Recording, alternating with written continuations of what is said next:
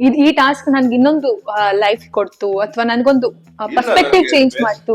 Task ಅಂದ್ರೆ principal task. I think ಅದರ 12 season ಅಲ್ಲಿ ಆ ತರ ಟಾಸ್ಕ್ ಬಂದಿಲ್ಲ ಅಂತ ಸುದೀಪ್ ಸರ್ ಹೇಳಿದ್ರು. ಹೌದು, ನನ್ 45 ಇಯರ್ಸ್ ಜರ್ನಿಯಲ್ಲಿ ಏನ್ ಎಕ್ಸ್ಪೀರಿಯನ್ಸ್ ಆಯ್ತೋ ಅದ್ ಬರೀ 3 ತಿಂಗಳಲ್ಲಿ ಆಯ್ತು.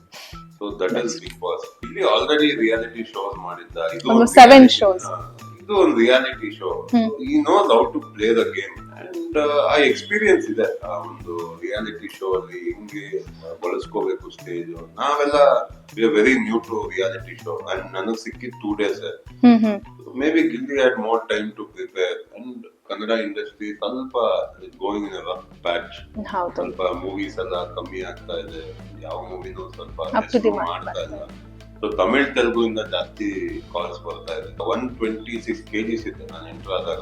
ಆಲ್ಮೋಸ್ಟ್ 25 kgs ಲಾಸ್ ಆಗಿದೆ ಮನೆಯಲ್ಲಿ. Janvi she is a show girl. ಒಂಥರ ಮೇಕಪ್ ಮಾಡ್ಕೊಂಡು ತುಂಬಾ ಚೆನ್ನಾಗಿ ರೆಡಿ ಆಗಿ, ಅವರು ಡ್ರೆಸ್ಸಿಂಗ್ ಸೆನ್ಸ್ ತುಂಬಾ ಚೆನ್ನಾಗಿತ್ತು. ಫ್ಯಾಷನ್ ಲೇಡಿ ತರ ಓಡಾಡೋದು. ಬಿಗ್ ಬಾಸ್ ಮನೆಯಲ್ಲೇ ಫ್ಯಾಷನ್ ಲೇಡಿ.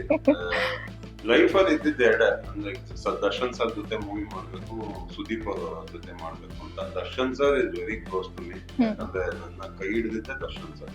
ಅವರಿಂದಾನೇ ನಾನು ಇವತ್ತಿಗೆ ಕೂತಿದ್ದೀನಿ. ಅವ್ರಿಲ್ಲ ಅಂದ್ರೆ ಆಗ್ತಾ ಇರ್ಲಿಲ್ಲ. ಬ್ಯಾಕ್ ಟು ಬ್ಯಾಕ್ 3 ಮೂವಿ ಕೊಟ್ಟರು. ಒಂದು ಕ್ರಾಂತಿ, ಗರ್ಡಿ ಅಂಡ್ ಕಾಟೇರ.